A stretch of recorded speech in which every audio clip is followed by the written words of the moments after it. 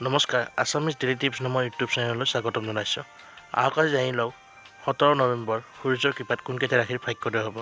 বলক তেন্তে ভিডিঅ'টো আমি আৰম্ভ কৰোঁ। প্ৰথম ভাগ্যৰ ৰাশিটো হৈছে মিথুন ৰাশি। আপোনাৰ ঘৰত ধন সম্বন্ধীয় সমস্যা দূৰ হ'ব, সন্তান সুখ প্ৰাপ্তি হ'ব, লগতে আপোনাৰ স্বাস্থ্য আগতকৈ বহুত উন্নত হ'ব। দ্বিতীয় ভাগ্যৰ ৰাশিটো হৈছে কৰ্কট ৰাশি।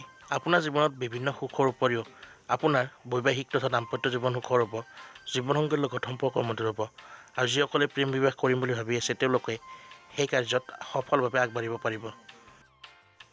তৃতীয় ভাগ্যৰ ৰাশিটো হৈছে সিংহ ৰাশি। আপোনালোকৰ বিভিন্ন সুখ সমৃদ্ধিৰ উপৰিও আপোনালোকৰ ওপৰত মা লক্ষ্মীৰ কৃপা ভালদৰে থাকিব, যাৰ ফলত ধনৰ অভাৱ নহয় আৰু আপোনালোকে সম্পত্তিৰ সম্পৰ্কীয় কামত শুভফল লাভ কৰিব। চতুৰ্থ ভাগ্যৰ ৰাশিটো হৈছে কন্যা ৰাশি। আপোনালোকে ৰাজযোগ লাভ কৰিব যাই আছে।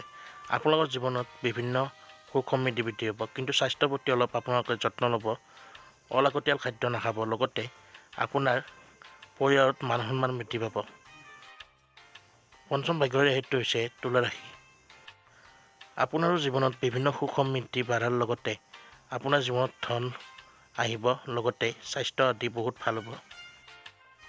ষষ্ঠ ৰাশিটো হৈছে বৃশ্চিক ৰাশি। আপুনি ধন লাভ কৰিব আৰু আপোনাৰ দাম্পত্য জীৱন সুখৰ হ'ব আৰু বিভিন্ন সুখ শান্তি সমৃদ্ধি লাভ কৰিব। বন্ধু-বান্ধৱীসকল, যদি ভিডিঅ'টো চাই ভাল পালে লাইক, কমেণ্ট, শ্বেয়াৰ কৰি দিব, লগতে সদায় এনে ধৰণৰ ভিডিঅ' পাবলৈ আমাৰ চেনেলটো ছাবস্ক্ৰাইব কৰি দিব। ধন্যবাদ।